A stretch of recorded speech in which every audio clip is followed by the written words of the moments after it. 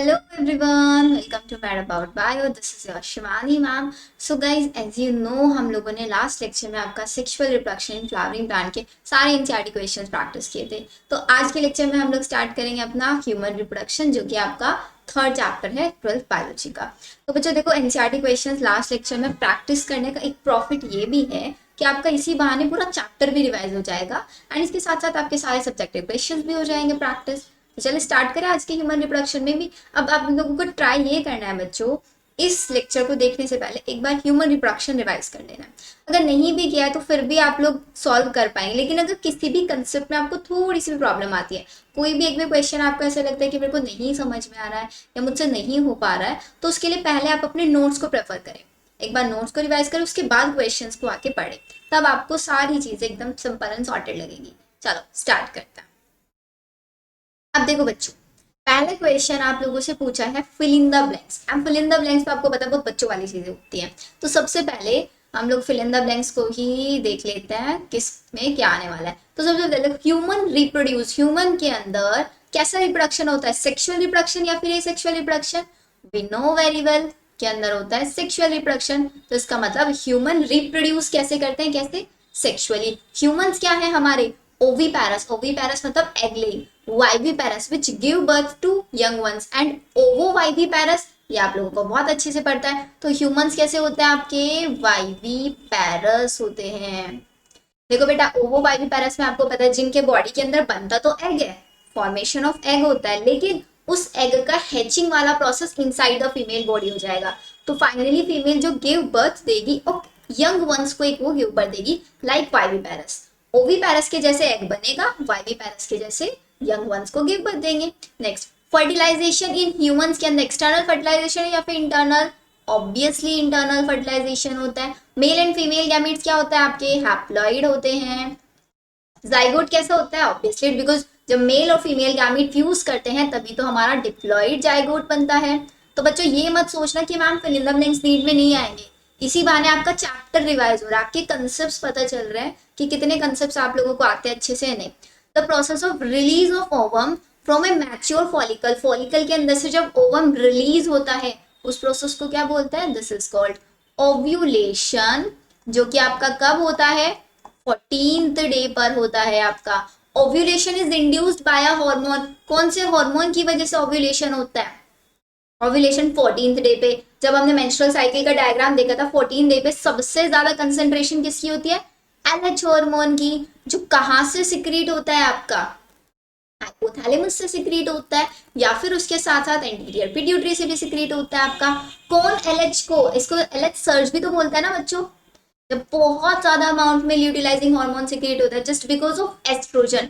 क्योंकि जैसे जैसे फॉलिकल्स मैच्योर हो रहे हैं, फॉलिकल्स के बाहर है ग्रैन्युलोसा सेल्स जो सिक्रीट कर रही है एस्ट्रोजन, बाकी दूसरे फॉलिकल्स को मैच्योर होने से रोकेंगी और साथ ही साथ एलएच की कंसेंट्रेशन को बढ़ाएंगी।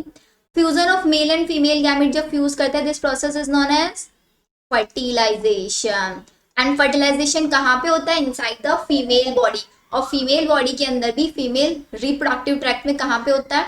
आपका इस्थमस, या फिर जनरली हम इसको एम्फिला भी लिख सकते हैं, या आप एम्फिलरी स्टमक जंक्शन आप लिख दो, तो is completely up to you. Zygote divide होगा एंड डिवाइड होकर क्या बनाएगा? Which is implanted in the uterus, मतलब इम्प्लांटेशन हो जाता है। इम्प्लांटेशन किसका होता है? सिर्फ और सिर्फ ब्लास्टोसिस्ट का होता है। Structure which provide vascular connection foetus और यूट्रस के बीच में, न्यूट्रिएंट्स का ट्रांसपोर्ट, ऑक्सीजन का एक्सक्रीशन, तो सारी चीजें किसके थ्रू होता है? प्लेसेंटा के थ्रू होता है। तो देखो यहाँ पे हमारे एक चैप्टर का बेसिक आइडिया में रिवाइज हुआ। अब चलते हैं नेक्स्ट क्वेश्चन पे। तो नेक्स्ट क्वेश्चन में क्या दिखा आता है? Draw label diagram of the male reproductive system, male reproductive system का एक डायग्राम। अब बच्चों देखो, डायग्राम आप लोगों को एनसीईआरटी वाले प्रैक्टिस करना है, चाहे आप बोर्ड एग्जाम्स के लिए करो या फिर नीट एग्जाम्स के लिए करो, क्योंकि नीट में आपको पता है इसकी लेबलिंग आ सकते हो, बोर्ड एग्जाम से पूरा डायग्राम ड्रॉ करने के लिए आ सकता है। तो डायग्राम ड्रॉ करना बहुत ईजी है, सिर्फ आप लोगों को नाम याद रखना है। सबसे पहले आपको देखना है कि दो पेयर्ड आपको टेस्टिस बनानी है, पेयर्ड आपको टेस्टिस बनानी है। टेस्टिस के ऊपर सबसे पहला पार्ट आप क्या बनाओगे? Testicular lobules. फिर टेस्टिकुलर लोब्यूल्स के ऊपर क्या बनाओगे? एपिडिडाइमल, जो कि हाईली कॉइल्ड स्ट्रक्चर होता है। फिर एपिडिडाइमिस से बीच में आप यहाँ पे रेटिटेस्टिस दिखा देना, फिर वेसाइफ्रेंशिया, वेसाइफ्रेंशिया के बाद आपका डिफरेंशिया, देन उसके बाद आप क्या दिखाओगे, ये आपके यूट्रस हो गए, यूट्रर हो गए, या आपका यूराइनरी ब्लैडर हो गया, एंड यहाँ पे ग्लैंड्स दिखाना है, सेमिनल वेसाइकल हो गया, प्रोस्टेट ग्लैंड हो गया, बल्बो यूरेथ्रल ग्लैंड हो गया, ये ग्लैंड्स आपको, then urethra, glands penis and आपका फोरस्किन। तो ये सब चीजें अब इसको याद रखने का एक बहुत छोटी सी ट्रिक है, RED, R फॉर रेटिटेस्टिस। तो पहले तो आएगा rete testis, just after the testis, testis के बाद रेटिटेस्टिस बनाओगे। E फॉर आप बनाओगे इफ्रेंशिया, मतलब वासा इफ्रेंशिया, फिर E फॉर एपिडिडाइमिस और D फॉर वैसा डिफरेंस। ये ट्रिक के थ्रू आप इसको याद रख सकते हो, पहले रेटिटेस्टिस, फिर इफ्रेंशिया, एपिडिडाइमिस, देन वैसा डिफरेंस। बच्चों को कंफ्यूजन होता है, वैसा इफ्रेंशिया पहले आता है फिर डिफरेंस पहले आते हैं, पहले वैसा इफ्रेंशिया आएगा उसके बाद डिफरेंस आएगा। तो ये प्रॉब्लम आप लोगों की सॉर्टेड हो जाएगी इस ट्रिक से। याद एक बार इसको बना के जरूर देखना, डायग्राम की प्रैक्टिस एंड एक एक नेम का लेबलिंग बहुत जरूरी है। चलो इतना क्लियर हुआ। अब नेक्स्ट क्वेश्चन आता है हमारा फीमेल रिप्रोडक्टिव सिस्टम पे। अब फीमेल रिप्रोडक्टिव सिस्टम में सबसे पहले आपको दोनों साइड, जैसे मेल रिप्रोडक्टिव सिस्टम में टेस्टिस बनाया था, यहाँ पे आपको ओवरी बनाना है, क्योंकि टेस्टिस से ही क्या बनता है, हार्मोन बनता है, यहाँ पे भी ओवरी ही एग का फॉर्मेशन करती है। तो ओवरी के अटैच बनानी है आपको ये finger like structure, these are the fimbriae, जो यहाँ से ओवा को पिक करने का काम करेगी। कैसे, यहाँ पे छोटे छोटे होल्स होता है, उन होल्स के थ्रू एग ओवरी से निकल के फिम्बरी में चला जाएगा। फिर फिम्बरी किसके ऊपर होता है, इनफंडिबुलम के, तो इनफंडिबुलम हो गया, इनफंडिबुलम के बाद आपका थोड़ा स्वेलन लाइक स्ट्रक्चर होता है एम्फुला, जहां पे आपका एग कुछ टाइम तक के लिए रुक जाएगा। कब तक रुकेगा, जब तक उसके साथ स्पर्म आके फर्टिलाइज नहीं कर लेगा। तो इसलिए एम्फुला को ही हम बोलते हैं फर्टिलाइजेशन साइट, बिकॉज यहीं पे फर्टिलाइजेशन होता है। तो इस्टमस, हमेशा इस्टमस के पास कैसा एग जाएगा, isthmus always receive fertilized egg, it always receive fertilized egg, हमेशा फर्टिलाइज एग। अगर एग का फर्टिलाइजेशन नहीं हुआ तो हमारा एग यहीं पे डिजेनरेट हो जाएगा।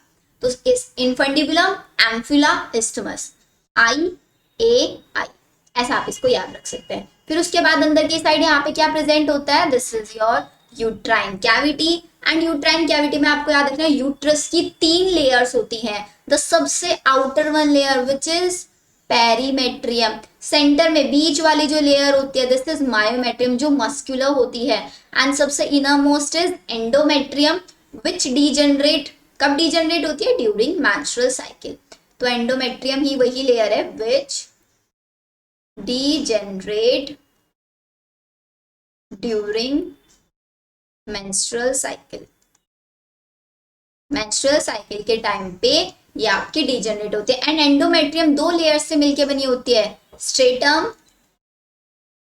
बेसिलिस एंड स्ट्रेटम फंक्शनलिस, स्ट्रेटम फंक्शनलिस। ये सब मैंने आप लोगों को समझाया हुआ, स्ट्रेटम बेसिलिस, स्ट्रेटम फंक्शनलिस, इन दोनों में से एक लेयर डीजनरेट होगी, स्ट्रेटम बेसिलिस या फिर स्ट्रेटम फंक्शनलिस, बताओ जल्दी से।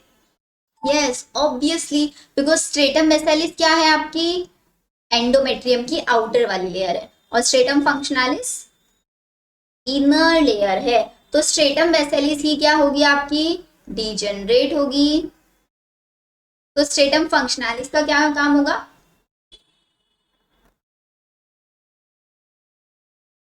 स्ट्रेटम फंक्शनलिस आपकी ब्रेक होगी एवरी मंथ, एवरी मंथ ये ब्रेक होगी। तो इसका मतलब हमारी जो स्ट्रेटम बेसिलिस है एक बेस की तरह काम करेगी। हमेशा याद रखना, जो डीजनरेट हो सबसे इनरमोस्ट वाली डीजनरेट होगी, तो स्ट्रेटम फंक्शनलिस डीजनरेट होगी, और स्ट्रेटम बेसिलिस क्या करेगी, इस डीजनरेट लेयर को रीफॉर्म करने का काम करेगी। सबसे इनरमोस्ट वाली डीजनरेट होगी, उसको बनाने का काम करता है stratum basalis. Stratum functionalis every month in the absence of pregnancy degenerate होगा। क्लियर यहां तक, बताओ जल्दी से। बीच में वाला पार्ट यूट्रस, और removal of uterus is known as hysterectomy, hysterectomy. Clear है ये चीज, यहां तक बताओ जल्दी से। एंड यूट्रस के अंदर 3 पार्ट आते हैं, fundus, corpus and cervix. Fundus, corpus and cervix. Cervix और वेजाइना के बीच में होती है cervical canal, this is known as cervical canal, या फिर वेजाइना प्लस सर्विक्स को मिला के ही हम क्या बोलते हैं, it is also known as birth canal. इसको मिला के हम बर्थ कैनाल भी बोलते हैं। ये चीजें याद आ रही होंगी सारी, है ना। तो चलो अब यहां तक हमारा डन हुआ पूरा का पूरा पार्ट, फीमेल रिप्रोडक्टिव सिस्टम आप बना लोगे। नेक्स्ट क्वेश्चन आता है, write to major function of each of testis and ovary. अभी जो हमने टेस्टिस एंड ओवरी की स्ट्रक्चर बनाए उनका काम बताना है। टेस्टिस हमें पता है पेयर्ड स्ट्रक्चर्स होती हैं, these are helpful in the production of sperms by seminiferous tubules. Seminiferous tubules के अंदर स्पर्म्स को बनाने का एक काम करते हैं। अब अगर मैं बात करूं सेमिनिफेरस ट्यूब्यूल, जैसे कि सपोज करो ये एक टेस्टिकुलर लोब्यूल, टेस्टिस, उसके अंदर ऐसे लोब्यूल्स प्रेजेंट होते हैं, हर एक लोब्यूल के अंदर 1 से 3 सेमिनिफेरस ट्यूब्यूल। तो इन्हीं सेमिनिफेरस ट्यूब्यूल्स को अगर हम बना के देखते थे तो सबसे आउटर मोस्ट लेयर को हम क्या बोलते थे, यहाँ पे जर्मिनल एपिथेलियम। इस जर्मिनल एपिथेलियम के अंदर की साइड प्रेजेंट होती है बच्चों कौन सी सेल, स्पर्मेटोगोनिया सेल। यही स्पर्मेटोगोनिया सेल्स क्या बनाती हैं, स्पर्म का फॉर्मेशन करती हैं, स्पर्मेटोगोनिया। ये प्रोसेस भी हम लोग देखेंगे कैसे स्पर्म का फॉर्मेशन होता है। And what is sperm, male gamete, ये आपका मेल गैमीट होता है। एंड इसके साथ साथ यहाँ पे आपका और भी सेल्स प्रेजेंट होती थी जिनको हम नर्स सेल बोलते हैं या फिर सेटोली सेल्स भी बोलते हैं, जो नरिशमेंट देने का काम करती थी। क्लियर। तो मेन चीज हो गया स्पर्म का फॉर्मेशन करता है। सेकंड काम होता है they produce mail sex hormone. जैसे ही साइड साइड में आपका बीच में एक टेस्टिकुलर लोब्यूल, उसके अंदर 3 सेमिनिफेरस ट्यूब्यूल, इन सेमिनिफेरस ट्यूब्यूल के साइड साइड में प्रेजेंट होती थी लेडिज सेल्स, लेडिज सेल या फिर इंटरस्टिशियल सेल्स भी हम इनको बोलते हैं। ये लेडिज सेल्स क्या करती थी, testosterone which is known as male sex hormone, इसके फॉर्मेशन में हेल्प करती थी। तो ये 2 फंक्शंस आपको लिखना है, बिकॉज सिर्फ और सिर्फ इन्होंने 2 फंक्शन लिखे, एक्स्ट्रा लिखने की जरूरत नहीं है आपको एग्जाम में। ओवरी के फंक्शन में आप कैसे लिखोगे, ओवरी का काम होता है ओवा बनाना, एग का फॉर्मेशन कहाँ पे होता है, ओवरी के अंदर होता है, राइट। अब ये क्या करता है, ये भी आपका फीमेल सेक्स हार्मोन बनाता है, कौन सा, एस्ट्रोजन एंड प्रोजेस्टेरॉन। प्रोजेस्टेरॉन क्या होता है, it is known as pregnancy hormone. या फिर मैंने आपको बताया था ओवरी के अंदर रिलीज होते हैं 4 टाइप के hormone, PERI, P4 progesterone, progesterone and E4 oestrogen, R4 relaxin and I4 inhibin.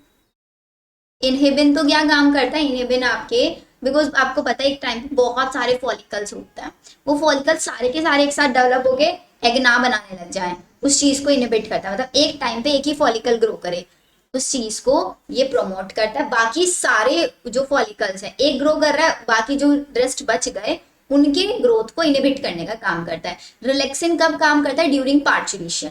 During parturition pubic symphysis को रिलैक्स करने में काम करता है, प्यूबिक सिम्फाइसिस को रिलैक्स कराने में हेल्प करता है। हो गया यहाँ तक डन सबका। नेक्स्ट क्वेश्चन देखो, describe the structure of a seminiferous tubule. अभी मैंने आपको जो स्ट्रक्चर बताया ये देखो वही क्वेश्चन इन लोगों ने पूछ लिया है। सेमिनिफेरस ट्यूब्यूल का अगर क्वेश्चन आ गया तो कैसे लिखोगे, seminiferous tubule is made up of layer of male germ cell. एक तो इसके पास मेल जर्म सेल जिसको हम बोलते हैं स्पर्मेटोगोनिया, स्पर्मेटोगोनिया सेल से मिलके बना है, और एक लार्ज सेटोली सेल्स होती हैं जो नरिशमेंट करने का काम करती हैं ये, या फिर यहाँ पे बैरियर भी बनाती हैं। बैरियर किस लिए बनाती है, ब्लड टेस्टिस बैरियर हम इसको बोलते हैं, ताकि अंदर बनने वाले स्पर्म के डायरेक्ट कांटेक्ट में, या फिर ऐसे बोल दो टेस्टिस के डायरेक्ट कांटेक्ट में ब्लड ना आ पाए, इस चीज को भी ये रोकती है। तो male germ cell undergo spermatogenesis. Spermatogenesis the process of formation of sperm. यही मेल जर्म्स है स्पर्मेटोगोनिया, स्पर्मेटोजेनेसिस के थ्रू स्पर्मेटोसाइट्स बनाएंगी, स्पर्मेटिड बनाएगी एंड देन फाइनली स्पर्म का फॉर्मेशन करेगी। इसके सेमिनिफेरस ट्यूब्यूल के जो बाहर वाला सारा स्पेस होता है उसको हम बोलते हैं इंटरस्टिशियल स्पेस, उस स्पेस में बहुत सारे कनेक्टिव टिश्यूज होते हैं, ब्लड वेसल्स होती हैं, लेडीज सेल्स होते हैं। यही लेडीज सेल सिंथेसाइज करता है male sex hormone which is known as androgen, या फिर टेस्टोस्टेरोन भी हम इसको बोल सकते हैं।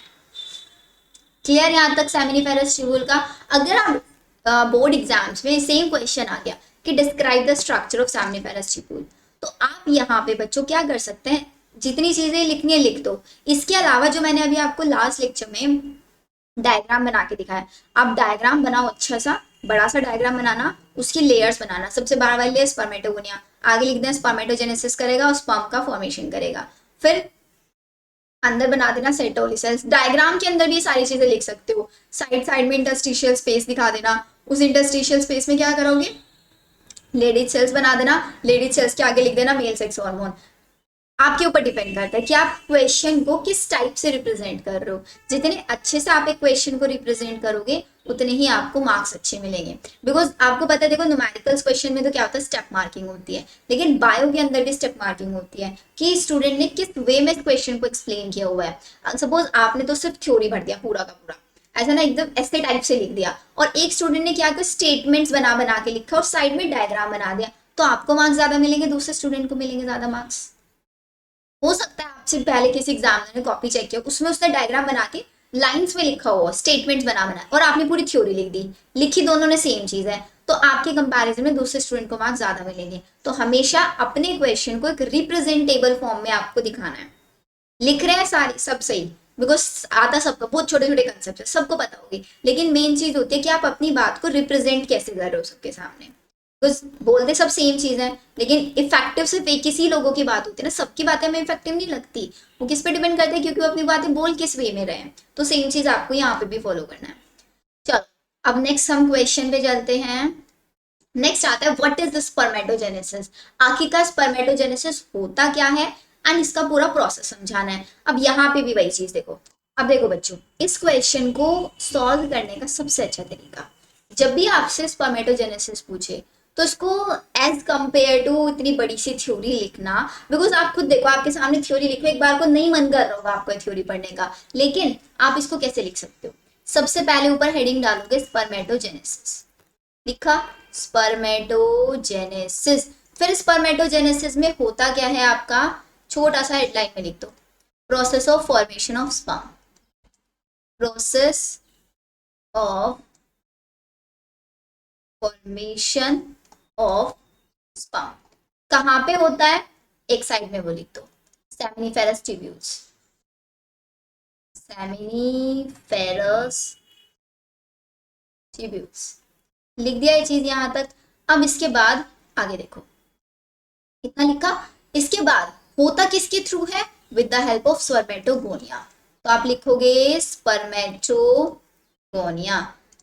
स्पर्मेटोगोनिया कैसी सेल्स होती हैं, डिप्लॉइड सेल्स होती हैं। आपको ज्यादा चीजें लिखने की जरूरत नहीं है। स्पर्मेटोगोनिया के अंदर आपको पता है सबसे पहले क्या होता है आपका, सबसे पहले होता है इनके अंदर माइटोसिस। तो माइटोसिस होगा, एक सेल से क्या बनती हैं, दो सेल्स बनेंगी, दोनों की दोनों डिप्लॉइड होगी।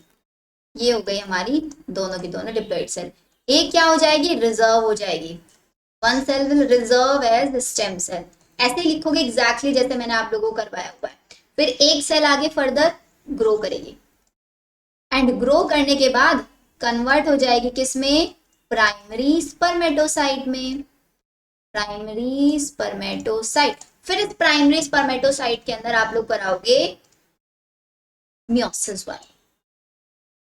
यहाँ पे तो कोई अरेस्ट नहीं होता है, तो डायरेक्टली मियोसिस 1 कराया, एंड इनको बोलोगे सेकेंडरी स्पर्मेटोसाइट,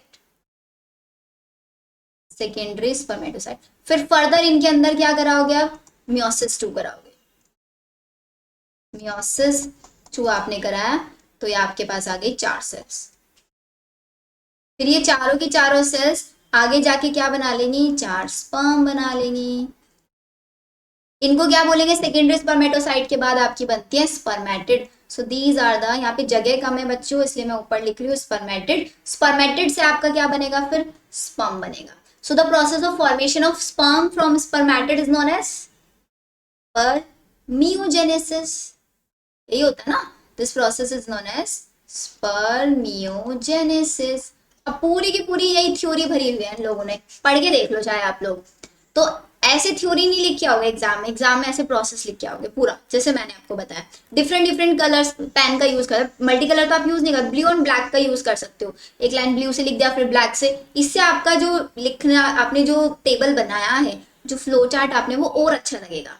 अब देखो स्पर्मेटोजेनेसिस में क्या हो, process of formation of sperm from diploid spermatogonia, इसको हम बोलते हैं स्पर्मेटोजेनेसिस। हमने लिख दिया स्पर्मेटोगोनिया डिप्लॉइड होता है, स्पर्म बनेगा, यहाँ पे लिख देना हैप्लॉइड होता है। सिंपल। कहाँ पे होता है, सेमिनिफेरस ट्यूब्यूल हमने लिख दिया।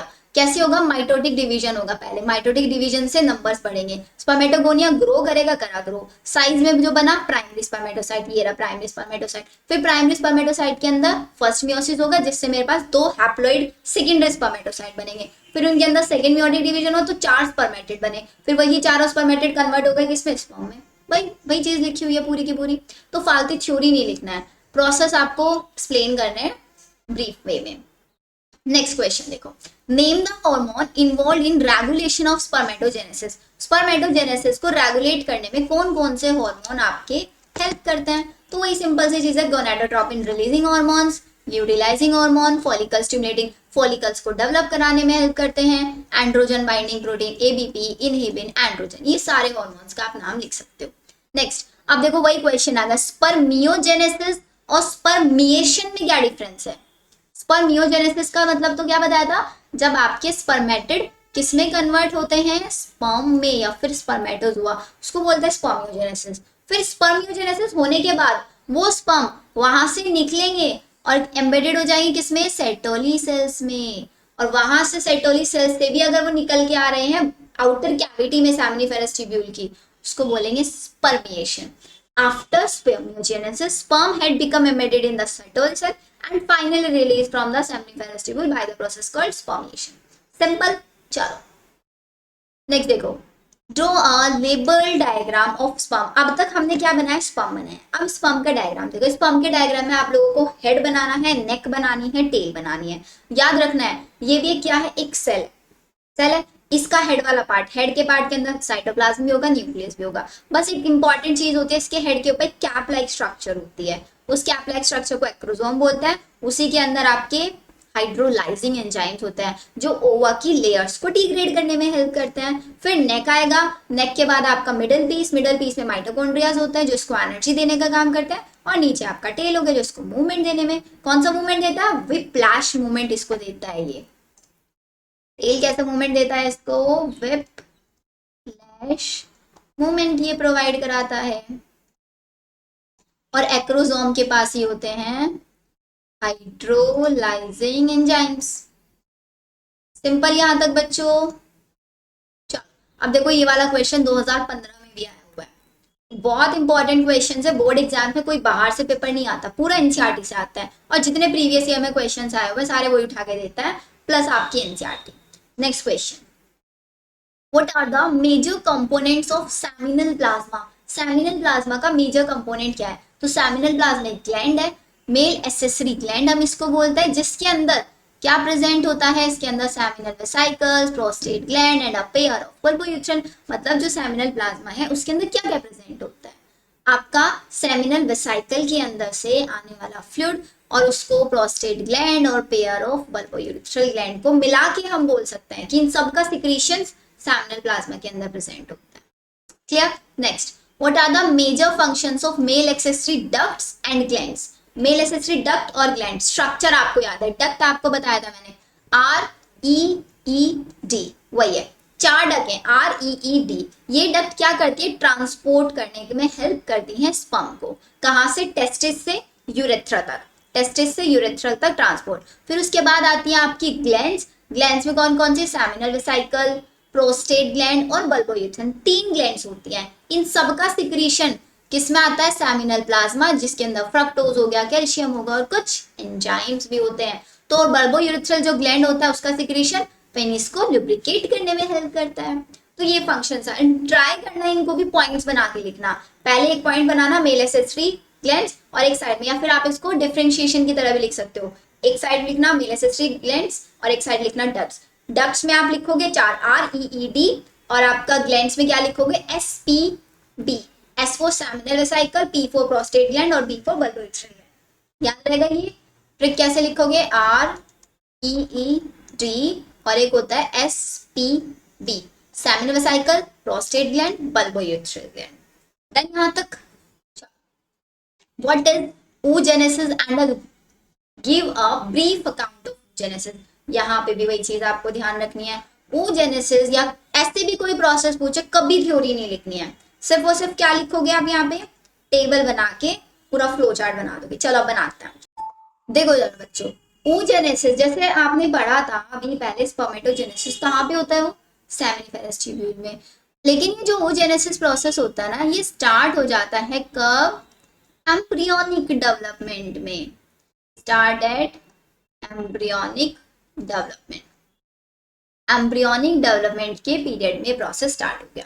कैसे स्टार्ट हुआ, सबसे पहले एम्ब्रियोनिक डेवलपमेंट में कितने उगोनियास बनते हैं, अराउंड 6 से 7 मिलियन उगोनियास बने। ठीक है, फिर इनके अंदर माइटोसिस हुआ। माइटोसिस से वही हमारे पास, बिकॉज ये 2n है तो 2n से मेरे पास बने 2n एंड 2n। किस प्रोसेस से, माइटोसिस से। इसमें से एक तो क्या हो जाएगा, लॉस्ट हो जाएगा। देन आगे फर्दर ये ग्रो करेगा, सेम वही स्पर्मेटोजेनेसिस वाला। ग्रो करने के बाद जो स्ट्रक्चर बनेगी इसको हम बोलेंगे प्राइमरी oocyte। वहां पे प्राइमरी स्पर्मेटोसाइट बोलते थे, यहाँ पे प्राइमरी oocyte। फिर प्राइमरी oocyte के अंदर होगा मियोसिस 1। लेकिन इसका मियोसिस 1 ना अरेस्ट हो जाएगा, मियोसिस 1 अरेस्ट हो जाएगा इसकी प्रोफेज की डिप्लोटीन 1 स्टेज में।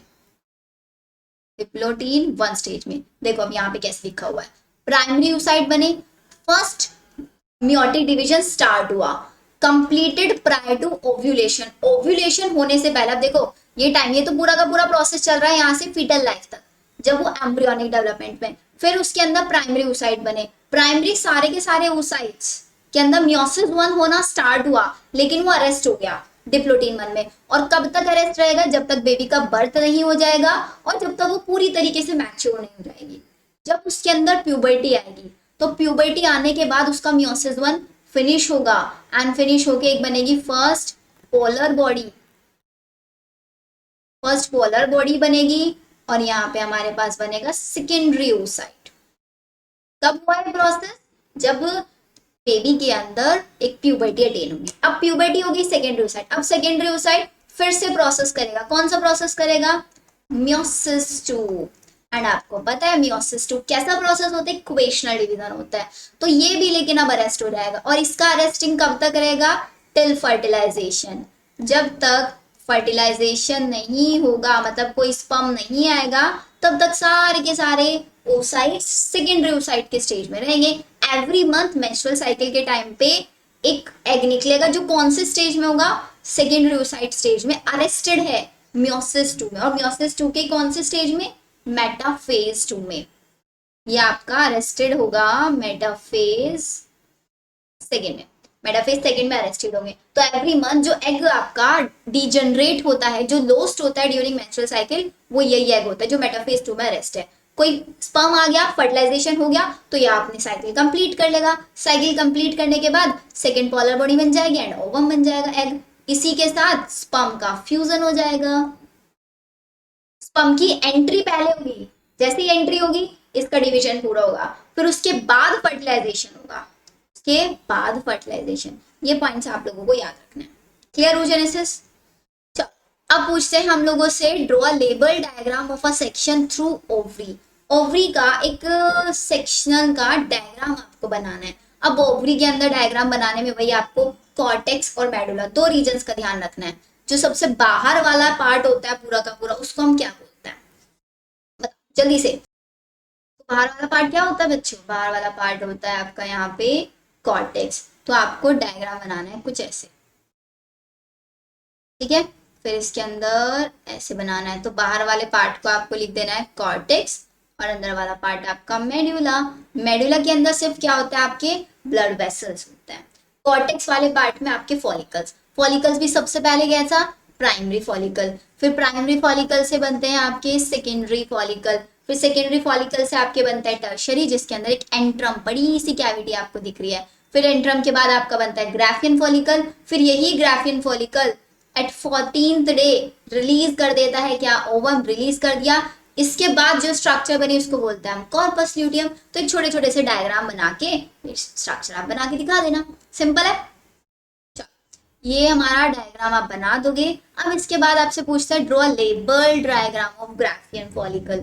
ग्राफियन फॉलिकल का एक आपको डिटेल्ड डायग्राम यहाँ पे बना के दिखाना है। अब ग्राफियन फॉलिकल कौन से फॉलिकल्स होता है, वो फॉलिकल्स होते हैं जो अरेस्टेड है मियोसिस 2 की मेटाफेज 2 स्टेज में। सबसे आउटर लेयर आप बनाओगे पहले थीका एक्सटर्ना, फिर उसके अंदर बनाओगे थीका इंटरना।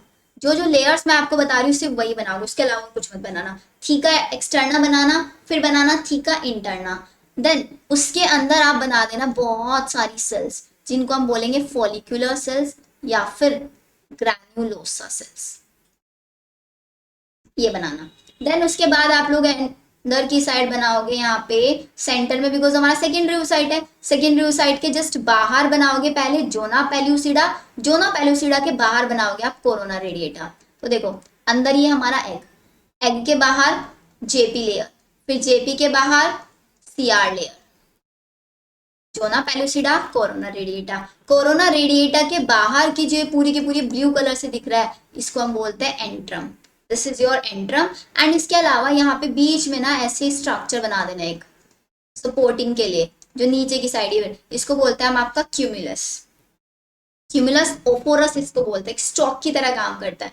तो मेनली आपको स्ट्रक्चर ऐसे बनाना, देखो मैं आपको एक रफली डायग्राम बना के दिखा रही हूँ यहाँ पे। और ये आपका यहाँ पे एग, सेंटर में एग, बाहर जोना पेल्यूसिडा, इसके बाहर कोरोना रेडिएटा और सबसे बाहर थीका एक्सटर्ना थीका इंटरना। फिर यहाँ पे फिल कर देना ग्रैनुलोसा सेल्स, ग्रैनुलोसा सेल्स। और ये बीच में यहाँ पे जो नीचे स्टॉक लाइक स्ट्रक्चर ये बनाया ये क्यूमुलस ओफोरस हम बना देंगे, कर लेंगे काम। और बीच में तो आप लिख ही दोगे एंट्रम। बस इतना डायग्राम बना देना, ज्यादा नीट एंड क्लीन बनाने की जरूरत नहीं है, थोड़ा रफली भी बनाओगे तो चलेगा। बस एग्जामिनर क्या देखना चाहते हैं कि आप लोगों को सारे लेबलिंग्स डायग्राम्स अच्छे से आते हैं नहीं आते हैं। Next, name the function of the following, इन सबके फंक्शन लिखना है। सबसे पहले कॉर्पस ल्यूटियम का काम क्या होता है। कॉर्पस ल्यूटियम एक एंडोक्राइन ग्लैंड की तरह काम करता है। क्यों? क्योंकि ये हार्मोन सिक्रीट करता है। सबसे ज्यादा अमाउंट में कौन सा हार्मोन बनाता है? प्रोजेस्टेरॉन, जो एसेंशियल होता है एंडोमेट्रियम को मेंटेन रखने के लिए। एंडोमेट्रियम को मेंटेन करेगा, एंडोमेट्रियम को बनाने का काम कौन करता है? एस्ट्रोजन। नेक्स्ट, एंडोमेट्रियम क्या है? एंडोमेट्रियम यूट्रस की सबसे इनर मोस्ट लेयर है जो रिस्पॉन्सिबल होती है न्यूट्रिशन और डेवलपमेंट ऑफ फीटस के। यही साइक्लिक चेंजेस में जाती है ड्यूरिंग मेंस्ट्रुअल साइकिल। एंड इसी के अंदर क्या होता है? इम्प्लांटेशन होता है। किसका इम्प्लांटेशन होता है? ब्लास्टोसिस्ट का इम्प्लांटेशन होता है। नेक्स्ट, एक्रोसोम क्या होता है? एक्रोसोम एक हाइड्रोलाइजिंग एंजाइम है जो किसके अंदर प्रेजेंट होता है? आपका स्पर्म था, स्पर्म के हेड के ऊपर कैप लाइक स्ट्रक्चर थी एक्रोसोम, पता ना। हाइड्रोलाइजिंग एंजाइम्स होते हैं जो ओवा की मेम्ब्रेन्स को डिसॉल्व करने में हेल्प करते हैं। अगर ये आप लोगों से 2 मार्क्स में पूछ लिया जाता है तो 2 मार्क्स में आप इसके एंजाइम्स का नाम लिखिए, उसके आगे छोटा सा डिटेल लिख देना कि वो कौन सी लेयर को डिजनरेट करते हैं। नेक्स्ट आती है स्पर्म की टेल। स्पर्म की टेल स्पर्म के मूवमेंट के लिए रिस्पॉन्सिबल होती है। कैसा मूवमेंट कराती है? विप्लैश मूवमेंट कराती है। ये आप लिख दें। What is fimbriae? फिम्बरी क्या होता है? एक ओवरी के पास फिंगर लाइक प्रोजेक्शंस होती हैं जो ओव्यूलेशन के टाइम पे ओवा को पिक करने का काम करती है, कैच करने का काम करती है। Opening of oviduct which help in the collection of egg after ovulation. सारी चीजें आप एक्सप्लेन कर सकते हो अच्छे से। नेक्स्ट देखो, ट्रू एंड फॉल्स वाले स्टेटमेंट। बच्चों इनको जरा अच्छे से पढ़ लेना बिकॉज आप लोगों को पता ही है स्टेटमेंट वाले क्वेश्चन नीट में भी आने वाले हैं एंड हो सकता है आपके बोर्ड एग्जाम्स में भी आ जाए इस बार। तो पहला question, androgen are produced by sertoli cells. Sertoli cells थोड़ी ना बनाती है एंड्रोजन, तो लेडीज सेल्स बनाती है। तो ये हो गया हमारा false. Spermatozoa get nutrition from, obviously Leydig cells are found in, no ये तो हमारे टेस्टिस के अंदर पाए जाते हैं लेडीज सेल्स। ट्रू, सिक्रीट करते हैं ना androgen. oogenesis take place in corpus luteum. Corpus luteum के नहीं, ओवरी के अंदर होता है या फिर ग्राफियन फॉलिकल के अंदर होता है। Menstrual cycle ceases during pregnancy, pregnancy के टाइम पे मेंस्ट्रुअल साइकिल स्टॉप हो जाती है, दिस इज ऑल्सो ट्रू। और ये वाला था हमारा फॉल्स। प्रेजेंस और absence of hymen is not a reliable indicator of virginity, obviously true है ये। क्लियर, यहाँ तक सारे स्टेटमेंट्स आपके एनसीईआरटी से ही आए हुए हैं। Next, what is menstrual cycle, which hormone regulate menstrual cycle, कौन सा हार्मोन मेंस्ट्रुअल साइकिल को रेगुलेट करता है। सबसे पहले मेंस्ट्रुअल साइकिल क्या होती है, पहली चीज ये सिर्फ प्राइमेट्स के अंदर होती है। मेंस्ट्रुअल साइकिल प्राइमेट्स के अंदर होती है। इसके अंदर क्या होता है, जो यूट्रस की सबसे इनर मोस्ट लाइनिंग हो तो डीजनरेट हो जाती है। वो डीजनरेट कब डीजनरेट होगी, अगर कोई भी एग फर्टिलाइज नहीं होगा। एग फर्टिलाइज नहीं होगा तो मेंस्ट्रुअल साइकिल स्टार्ट हो जाएगी। क्यों स्टार्ट हो जाएगी, क्योंकि वहां पे हार्मोनल कंट्रोल ये एक साइकिल होती है। कैसे, देखो यूट्रस लाइनिंग सबसे पहले थिक हो जाती है and spongy to receive fertilize egg. क्या करता है, यूट्रस अपने आप को प्रिपेयर करता है कि बाय चांस अगर एग का फर्टिलाइजेशन हो गया तो फर्टिलाइजेशन होने के बाद ब्लास्टोसिस्ट आएगा, उस ब्लास्टोसिस्ट को हमें वो प्रॉपर स्पेस देना है। लेकिन अगर ब्लास्टोसिस्ट नहीं आया, इसका मतलब फर्टिलाइजेशन नहीं हुआ, तो जो यहाँ पे थिकनिंग हुई थी यूट्रस के, उस थिकनिंग को हटाना भी तो है, because every month fresh thickening होती है वहां पे। ये नहीं वो थिकनिंग एज इट इज चलती रहेगी, फ्रेश थिकनिंग होगी एवरी मंथ। तो अगर एग फर्टिलाइज नहीं हुआ, उस थिकनिंग की कोई जरूरत नहीं है, तो वो थिकनिंग धीरे धीरे डीजनरेट होने लग जाती है and it comes out through vagina as along with blood mucus and it is known as menstrual. Menstruation को कौन रेगुलेट करता है, एफएसएच रेगुलेट करते हैं, और ड्यूटिलाइजिंग हार्मोन एस्ट्रोजन एंड प्रोजेस्टेरॉन। ये आपको पूरा डायग्राम बना, उसमें ग्राफ टाइप से बनाया हुआ एनसीईआरटी ने, उस ग्राफ में पूरी चीजें मेंशन है कि किस टाइम पे क्या। फॉलिकल स्टिमुलेटिंग हार्मोन, जब फॉलिकल्स डेवलप हो रहे होंगे ओवरी के अंदर, तब इसकी कंसेंट्रेशन, एलएच की कंसेंट्रेशन 14th डे पर होती है, जब हमें क्या कराना होता है, कॉर्पस ल्यूटियम ग्राफिक फॉलिकल को रप्चर कराना होता है उस टाइम पे। और एस्ट्रोजन की कंसेंट्रेशन बहुत ज्यादा बढ़ती है, वो सिग्नल देता है किसको, ल्यूटिलाइजिंग हार्मोन को, कि वो अपने अंदर से क्या सिक्रीट, आपका पिट्यूटरी को सिग्नल देता है कि वो ल्यूटिलाइजिंग हार्मोन सिक्रीट करे। और प्रोजेस्टेरॉन क्या करता है, जब तक ये प्रोसेस चल रहा है, आपका फॉलिकल्स डेवलप हो रहे हैं, ल्यूटिलाइजिंग हार्मोन आएगा, 14 डे पे उसको ब्रेक करेगा, ग्राफिन फॉलिकल रप्चर होगा, फिर वो फॉलिकल कुछ टाइम तक वेट करेगा वहां पे कि, क्योंकि क्या होता है ना, इसका कंट्रोल आप देखोगे ना, जैसे कॉर्पस ल्यूटियम बन जाता है, कॉर्पस ल्यूटियम बन जाता है आफ्टर ओव्यूलेशन, तो ये कॉर्पस ल्यूटियम आपकी बॉडी के अंदर हॉर्मोन्स की कंसेंट्रेशन को मेंटेन रखता है। लेकिन ये कॉर्पस ल्यूटियम का लाइफ स्पैन होता है 14 डे का, इसलिए आफ्टर ओव्यूलेशन 14 डे तक मेंस्ट्रुअल साइकिल नहीं होती, क्योंकि बॉडी के अंदर कॉर्पस ल्यूटियम है। फिर जैसे ही 14 डे कॉर्पस ल्यूटियम डीजनरेट होने लग जाएगा, बॉडी के अंदर हॉर्मोन्स की कंसेंट्रेशन कम हो जाएगी, वापस से आपकी जो एंडोमेट्रियम है वो डीजनरेट हो जाएगी। क्यों, क्योंकि आपकी बॉडी के अंदर एस्ट्रोजन और प्रोजेस्टेरॉन का लेवल हो जाएगा डाउन, क्योंकि एस्ट्रोजन और प्रोजेस्टेरॉन ही क्या काम करते हैं, यही एंडोमेट्रियम की थिकनिंग को बनाए रखते हैं, उसको डीजनरेट नहीं होने देते। Next, what is parturition, which hormone are involved in the induction of parturition, parturition को कौन इंड्यूस करता है। पार्चुरेशन सबको पता है, the process of delivery of foetus at the end of pregnancy, pregnancy के एंड पे जब फीटस की डिलीवरी वाला प्रोसेस होता है उसको बोलता है पार्चुरेशन। इसका सिग्नल दो जगह से आता है, फीटस से भी आता है और प्लेसेंटा से भी आता है, जो कि ट्रिगर करता है रिलीज ऑफ ऑक्सीटोसिन। मैटरनल मतलब जो मदर है उसकी पिट्यूटरी से ऑक्सीटोसिन सिक्रीट हो। ऑक्सीटोसिन क्या करता है, यूट्राइन मसल्स पे वर्क करता है एंड उसका स्ट्रॉन्ग कॉन्ट्रेक्शन करता है, which leads to expulsion of the baby, and उसके साथ साथ रिलैक्सिन हार्मोन जो ओवरी से सिक्रीट हो रहा होता है, ये वेजाइना को वाइडन करने का काम करता है टू फैसिलिटेट बर्थ को फैसिलिटेट कराने के लिए। ये हुआ हमारा यहाँ पे पार्चुरेशन तक डन। नेक्स्ट क्वेश्चन आता है, in our society womens are often blame for giving birth to daughter, can you explain why this is not correct. Womens को ब्लेम किया जाता है अगर कोई भी बेबी हुआ है वो डॉटर होती है, लेकिन अगर हम साइंटिफिकली इस चीज को देखें स्ट्रॉन्ग, क्योंकि बिकॉज हमारी जो फीमेल्स होती हैं, फीमेल्स के पास क्या होता है बच्चों, फीमेल्स के अंदर होता है XX क्रोमोसोम और मेल के पास होता है X और Y।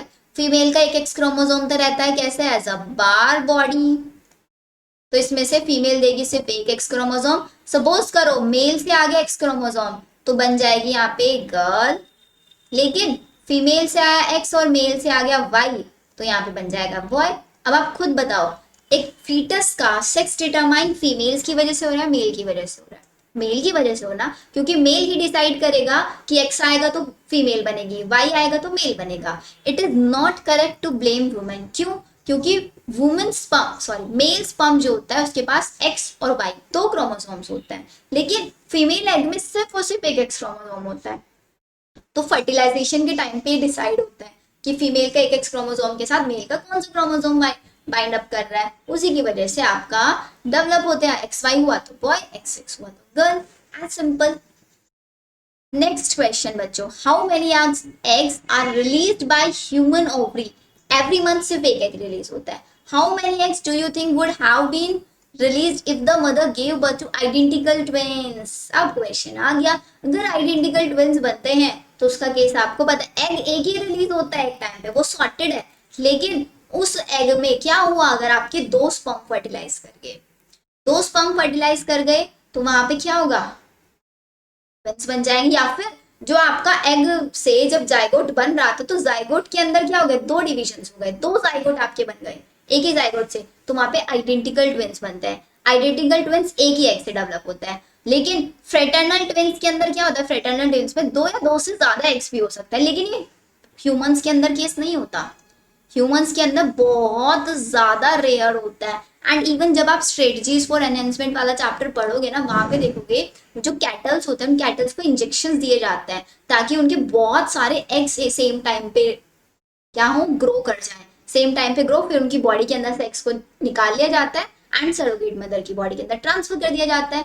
सेम केस जब सरोगेसी की जाती है ह्यूमंस के अंदर, तब भी ये किया जाता है। तो जो फीमेल होती है जिसके बॉडी से एग निकालना है, तो उसको कुछ इंजेक्शन दिए जाते हैं ताकि उसकी ओवरी एक टाइम पे एक एग ना एक से ज्यादा एग्स को प्रोड्यूस करे, ताकि चांसेस जो है सरोगेसी के या फिर आईवीएफ के, वाइट्रो फर्टिलाइजेशन के बढ़ जाए, इसलिए।